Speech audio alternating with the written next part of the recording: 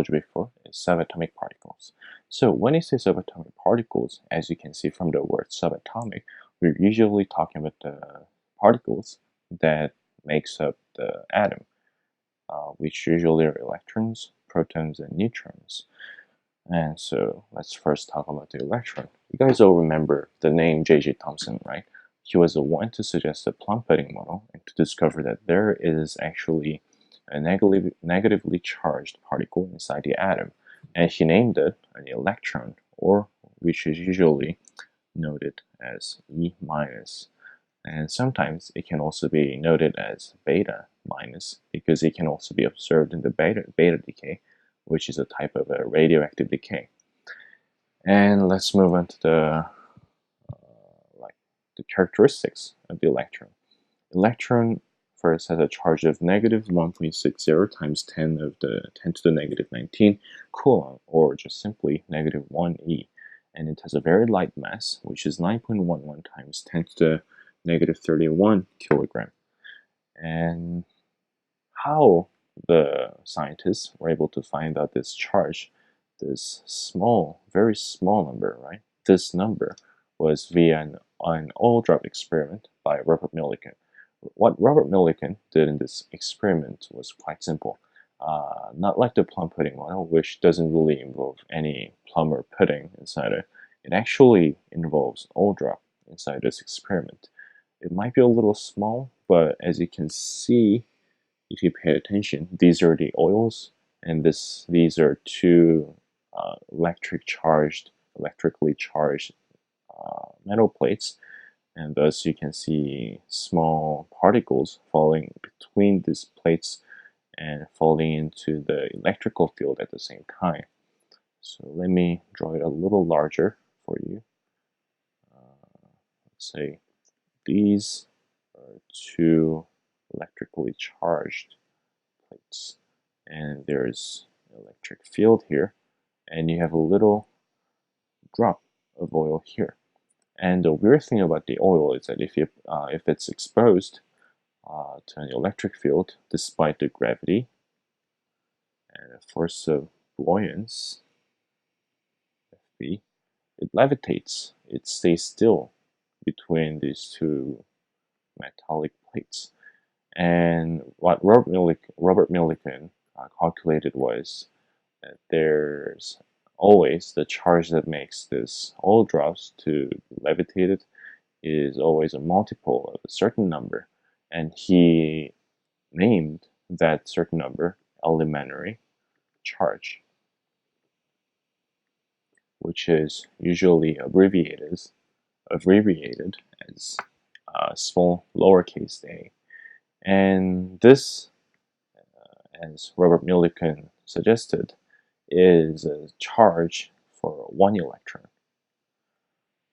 And that is why we just simply say that the charge of an electron is negative 1e. And when you say, usually we just omit e behind the number. Yeah, just good for you to know. And let's move on to the next particle. And this is the proton, which is usually noted as P+. And as you can remember, this is first from the model suggested by Ernest Rutherford. As you might have watched in the previous video, there was something called a Goldfold experiment.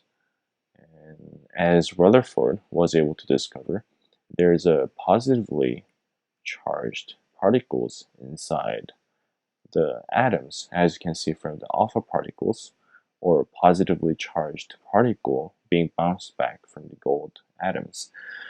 And again, the charge of the proton is 1.60 times 10 to the negative 19 coulomb, or exactly the opposite but the same magnitude of that of the electron. See, it's negative 1e in the electron. It's positive 1e for the proton. And its mass, on the other hand, is much more heavier than that of electron, because it's around 1,836 times heavier than the mass of the electron. That's quite astonishing difference in chemistry. And let's move on to the last subatomic particle for the day. Neutron. Neutron was only theorized for a long time, but was discovered by James Chadwick in early 1900s. And in case of the neutron, a lot of scientists suggested that there must be a neutrally charged particle for us to make the nucleus, but they weren't really able to discover it or observe it, but James Chadwick observed it. Anyway, let's have a look at why the scientists were looking for a neutrally charged particle. This is a plum pudding model suggested by J.J. Thomson. And what J.J. Thomson's plum pudding model was about was that the atom is overall a positively charged particle, and just like the plums in the pudding, there are negatively charged particles being put inside the atom. But as Rutherford and Niels Bohr kept on improving the model, the people realized that the high energy particle, or the electrons, cannot really stay inside the nucleus because it's always or constantly moving, which doesn't allow it to be bound inside a small particle atom. And that made it a little difficult for the scientists to theorize what the nucleus would be made out of. Because if there's no electrons inside a nucleus, it would only be made out of the protons. Which makes it impossible for the nucleus to be formed, because the same charges always push each other back. So they came up to the idea that there must be a neutrally charged particle binding these positively charged protons together. So James Chadwick discovered it.